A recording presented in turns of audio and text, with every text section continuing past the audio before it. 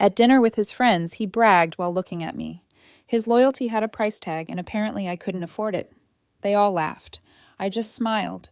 But weeks later, when he showed up begging for help, he froze at my door because someone else was already sitting beside me. My name is Naomi Carter. The moment the words left Evan's mouth, something inside me went cold and quiet. Not the kind of silence other people notice. Not the awkward hush that falls over a table after someone says the wrong thing. This was something sharper than that. It was the stillness of recognition, the sudden, terrible clarity of finally understanding exactly what kind of relationship I had been living in. We were sitting in one of those absurdly expensive restaurants built to flatter people with money. The room was all soft gold light, crystal glasses, tiny perfect portions, and a staff so polished they barely seemed real. It was Evan's birthday dinner, and I had paid for everything: the private room, the chef's tasting menu, the imported champagne, the custom cake, even the little gift bags at each place setting that made the night look more lavish online. Evan sat at the center of the table like a man accepting tribute. His three closest friends leaned toward him, laughing too fast, reacting too eagerly, all of them polished and practiced, in that exhausting way people are when they spend too much time performing for one another. I was halfway through a bite of fish that barely tasted like anything when I heard him say it. He wasn't trying to be discreet. He wanted the whole table to hear, and he especially wanted me to hear it. He leaned back, swirled the champagne in his glass, and with that smug, lazy smile I had once mistaken for charm, said, "My loyalty has a price tag, and she couldn't afford it even if she tried." The table erupted, not in shock, in laughter. One of his friends slapped the table. Another covered his mouth like the comment was scandalous, but his eyes were bright with delight. Evan looked pleased with himself, perfectly comfortable humiliating the woman who had just financed the evening he was performing in. I said nothing. For a second, maybe two, I simply looked at him. Then I thought about the last year. The apartment downtown that was in my name. The car he loved posting beside, even though I was the one making the payments. The clothes, the weekends away, the dinners, the designer gifts, the carefully packaged little luxuries he had started treating as his natural environment. I own a software company. I built it from nothing. I do well, but I've never needed strangers to clap for me in order to feel successful. I work hard, I move quietly, and I had always believed that if I loved someone, I should make their life gentler where I could. I thought I was building a future with him. Sitting there in that private dining room, I realized Evan thought he was negotiating with a sponsor. That hurt more than anger would have. Anger is hot. Anger is messy. Anger still carries hope inside it. What I felt was colder than that. I set down my fork, lifted my wine glass slightly in his direction, as if I were toasting the remark, and took a slow sip. That was the first moment his expression changed. Only slightly, but enough. He had expected tears, outrage, maybe a scene. He had expected me to react in a way that would feed the room and make him feel powerful. Instead, I gave him nothing except a calm smile. His eyes narrowed for a fraction of a second, confused because I had stepped outside the role he had assigned me. Good. Let him sit in that. The dinner kept moving, but the rhythm had changed. His friends continued talking, though I could feel them watching me in quick side glances. Evan started rambling about a trip he wanted to take that summer, some stretch of coastline in Europe he had seen another influencer post about. One of his friends brought up a watch collab. Another mentioned a rooftop event. I nodded when appropriate, smiled once, and stayed physically present while my mind moved somewhere else entirely. I'm a builder by nature. I build systems, teams, products, solutions. When something breaks, I don't stare at the wreckage and cry over it. I isolate the failure point, map the damage, and decide whether the system can be repaired. That night, in the middle of a birthday dinner I had paid for, I finally saw my relationship for what it was: a structure with a fatal flaw. And the flaw was sitting across from me, with a champagne glass in his hand, grinning while his friends laughed at my expense. When the bill arrived, I signed it without comment. Over $1,000 for a meal where I had just learned exactly what role I played in my own life. On the drive home, Evan was glowing with the leftover warmth of attention and alcohol. He talked about Monaco, then Saint-Tropez, then some boutique hotel a friend had stayed at, and said I would absolutely love paying for. He laughed after that, actually laughed. I glanced at him as city lights slid over his face, and what struck me wasn't cruelty. It was certainty. He was so sure of me, So sure I would still be there tomorrow. So sure I would keep the machine running no matter what he said. I made small, non-committal sounds. He didn't notice the difference. Men like Evan rarely notice the silence of a woman they've stopped respecting. They only notice when that silence turns into absence. When we got back to the condo, my condo, he kicked off his shoes near the entryway and wandered toward the bedroom, already scrolling through his phone. He was probably checking the photos his friends had posted, deciding which version of the night made him look the most admired. At the doorway, he glanced back at me. "You're being weird." "Long day," I said. He shrugged, uninterested in anything that wasn't centered on him, and disappeared down the hall. I stood alone in the darkened living room for another moment, listening to drawers opening, water running, his voice drifting out as he sent a voice note to someone. Then I walked into my home office and closed the door behind me. That click sounded final. I didn't sleep that night. I opened my laptop and pulled up every account, every agreement, every payment trail, every point of access, every dependency he had mistaken for permanence. The condo, the car, the cards, the subscriptions, the transfers that had made his life look effortless. I moved through all of it with the kind of precision heartbreak gives you when it burns clean enough. No crying, no dramatic collapse, no music playing in the background while I stared out a window. Just a woman at a desk, illuminated by a screen, methodically untangling herself from a man who had confused generosity for weakness. He thought my love was something he could put a price on. He was about to learn what it cost to lose it. Upstairs, asleep in expensive sheets I had bought, Evan dreamed peacefully beside a life he assumed would still belong to him in the morning. I didn't wake him when the sun came up. He slept through the beginning of the end, through the light moving across the room, through the quiet shift in the air, through the moment his life started changing, without him even opening his eyes. I watched him for a second from the doorway, peaceful, comfortable, secure. It struck me how complete his illusion was. He didn't think he needed me. He thought he owned the outcome. I left before he woke up. The first call I made that morning was to my lawyer. "Morning, Naomi," he said. "What can I do for you?" "I need to remove someone from my property," I said. Legally, cleanly, no gray areas. He asked the right questions. Was Evan on the deed? No. Had he been living there? Yes. Had I been covering everything? Yes.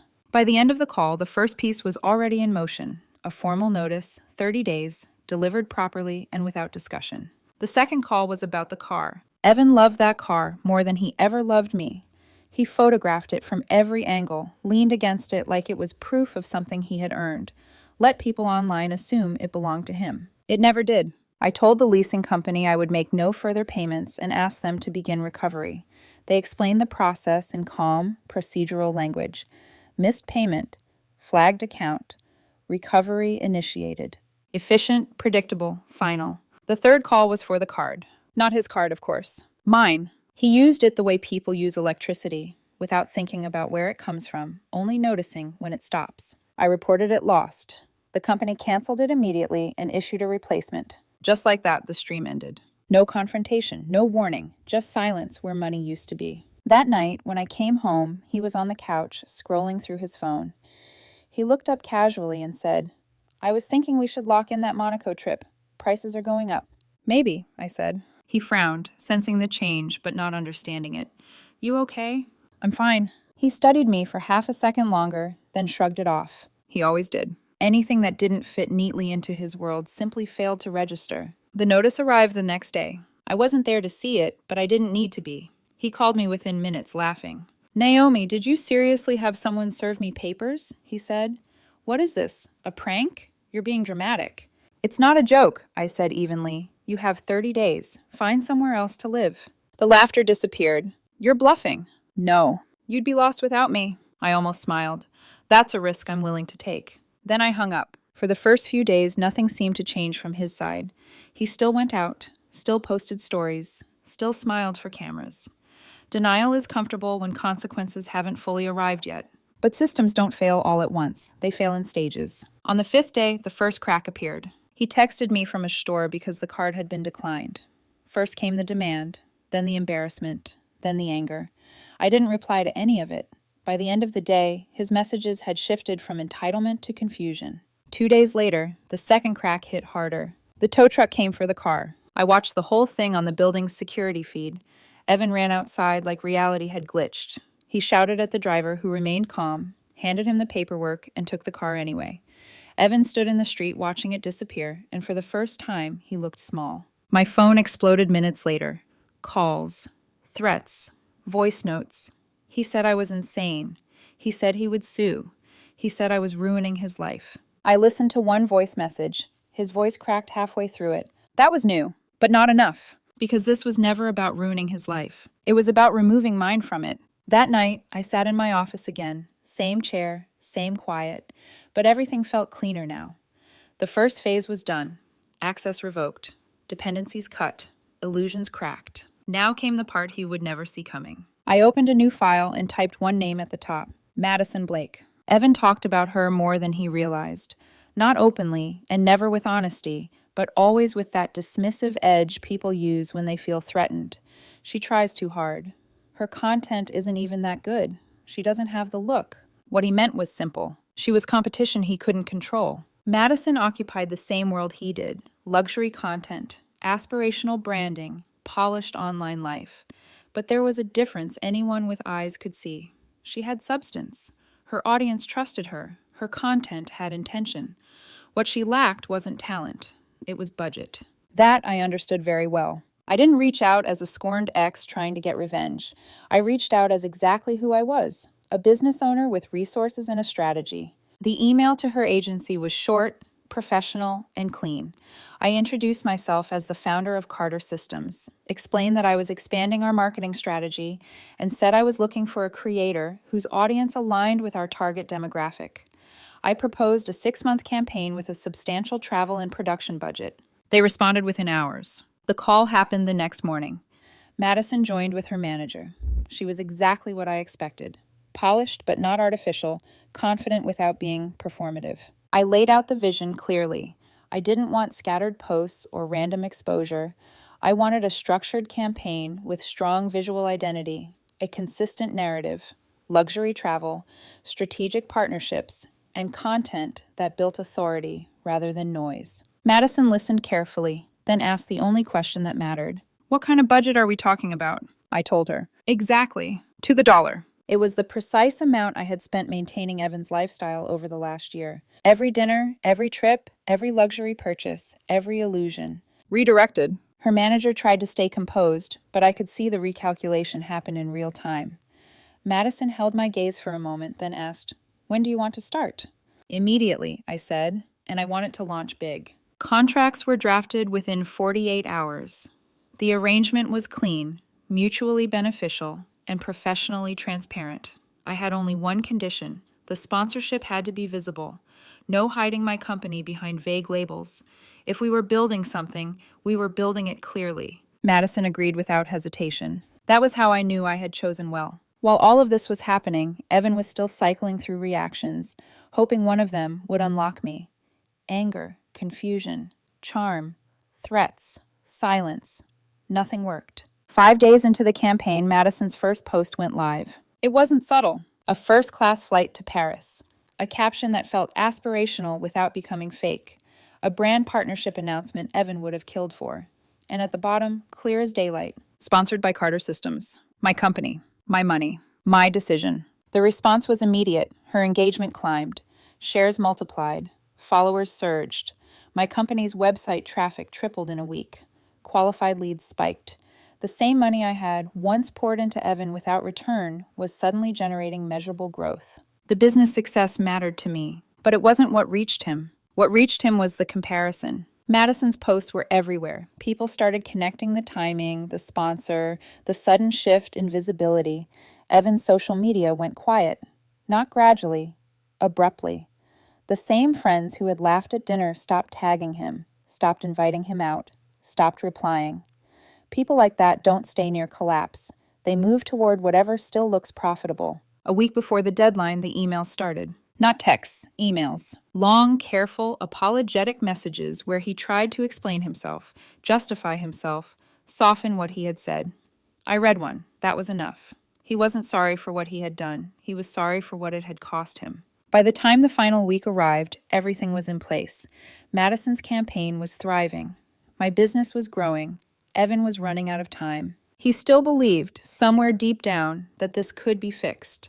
That if he said the right thing, showed up the right way, reached me at the right moment, I would reverse everything. He was wrong. 3 days before the deadline, he called again. This time I answered. "Naomi," he said, voice tight, "we need to talk." "We are talking." A pause, then, "This has gone too far." That almost made me laugh. He tried to frame everything as my overreaction to one ugly comment. He wanted to shrink the betrayal down to a single sentence so he wouldn't have to face what that sentence had exposed. When I told him this wasn't a reaction, but a correction, the silence on the line changed. He finally said it aloud. "You're funding her." "Yes, you replaced me." "No," I said. "You were never in a position to be replaced. You were an expense, and I stopped funding it." That was the moment I heard it happen. The crack. The shift. The instant his version of reality gave way. He tried to protest, but the force had already gone out of him. He mentioned his friends, how strange they were acting, how no one was answering. "People stay where things are stable," I said. "You built your life on appearances. Now that the appearance is gone, so are they."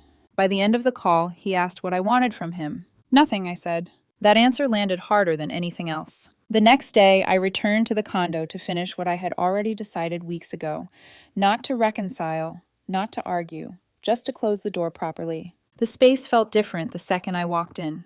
Quieter, emptier, like something essential had already been removed from it. The cleaning crew was scheduled for later that afternoon. I wanted everything handled in one sweep, no loose ends.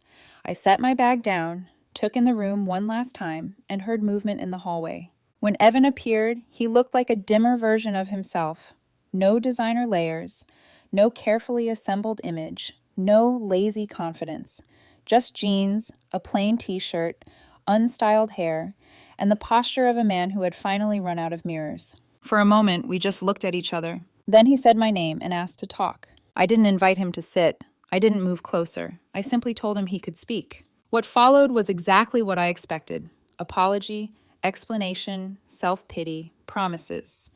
He said he had made a mistake. He said people got into his head. He said he had been trying to impress the wrong crowd. He said the last year had meant something to him. I let him finish. Then I asked, "Then why did you treat it like a transaction?" He froze, not because he didn't understand the question, but because he had no answer that still worked. He tried to call it a joke. I told him it had come out honestly. He said one moment shouldn't erase everything. I told him it didn't erase anything, it revealed it. That hurt him more than anger would have, because anger can be argued with. Clarity cannot. Then he finally reached the truth. Not love, not regret, reality. He said he had nowhere to go. His friends weren't answering. His parents couldn't take him in. He had no money. He didn't know what to do. I listened to all of it without interrupting, because that was the first honest thing he had said to me since the dinner. When he finished, he looked at me with that last fragile flicker of hope. People get when they've lost everything and still believe the person they hurt might save them one more time. I asked if he was done. He nodded. Then I told him the truth. "You don't care about me. You care about what I provided." He tried to deny it, but the denial had no life in it. I kept going. "You had something stable, something real, and you treated it like a resource. You measured it. You priced it. You looked at it and wondered if you could trade up." Tears slid down his face. "That wasn't a mistake," I said. "That was a decision." He whispered that he would change. He said he didn't care about the money, the trips, any of it. He said he just wanted me. For a second, I looked at him and felt not anger, not even bitterness, but absolute certainty. "Then you should have chosen me when it mattered." That broke whatever was left holding him together. He begged for one more chance. I said no, cleanly, calmly, without hesitation. Then I told him he should go. He didn't move at first. Leaving meant accepting, and he still wasn't ready. After a moment, in a voice that sounded hollowed out, he asked the question that opened the final door. "Is there anyone who can help me?" Right then, a voice came from behind me. "Naomi, is everything okay?" Evan went completely still. He looked past me into the living room, and that was when he saw her. Madison was sitting on the couch with her laptop open, dressed in a sharp, understated outfit that made her look exactly what she was, composed, competent, and completely in place. She didn't stand. She didn't perform surprise.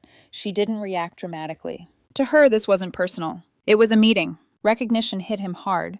He looked at her, then at me, then back at her again, trying to force the pieces into some version of reality he could survive. "What is this?" he asked. "A meeting," I said. He blinked, still trying to catch up. We're reviewing the campaign metrics. That word did it. Campaign. He looked at Madison's laptop, then at me again. You're working together. Yes. And the trips, the posts, the brand deals.